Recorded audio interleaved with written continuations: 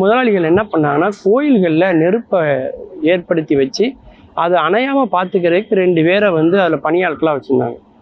அவர் என்ன பண்ணுவார்னா, கோயிலேருந்து ஒரு தீச்சட்டியில் இந்த நெருப்பை எடுத்துகிட்டு வந்து மாலை நேரத்தில் யார் யாருக்கு தேவையோ அவங்களுக்கு வந்து அவர் வந்து வீடுகள் வாசலில் வந்து நிற்பார்.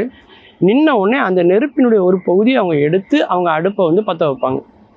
பற்ற வச்சு அந்த சமையல் பண்ணுவாங்க. எல்லாரும் அதை எடுக்கணும்னு அவசியம் கிடையாது. யாருக்கு தேவையோ அவங்க மட்டும் எடுப்பாங்க. அப்படி எல்லா வீடுகளுக்கும் அவர் கொடுக்குறாருலே அந்த நெருப்பை, அதற்கு சமமாக அவங்க என்ன பண்ணுவாங்கன்னா, அவங்க வீட்டில் உள்ள ஏதாவது ஒரு உணவுப் பொருளை அல்லது ஏதாவது ஒரு பொருளை பண்டமாற்று முறையாக அவர்கிட்ட அவங்க கொடுப்பாங்க. அப்படி தான் அவங்க நெருப்பை வாங்கி பயன்படுத்தினாங்க. அப்படி பயன்படுத்தி சமைச்சதுக்கப்புறம் மறுபடியும் அந்த வேலையாட்கள் 2 பேர் மறுபடியும் இரவில் வருவாங்க. எல்லார் வீட்லேயும் நெருப்பை அணைச்சிட்டாங்களா அப்படிங்கிறத அவர் பார்ப்பார். ஒருவேளை அணைக்காமல் நெருப்பு அவங்க வச்சுருந்தா அது அடுத்த நாளுக்கு அவங்க பயன்படுத்தலாம். 2வது அது முதலாளிக்கு எதிராக கூட அது பயன்படலாம். அப்படிங்கிறதுனால நெருப்பை அவங்க அணைச்சிட்டாங்களான்னு அவங்க பார்த்ததுக்கப்புறம் தான் அவங்க வந்து அந்த கோயிலுக்குள்ளே மறுபடியும் போவாங்க.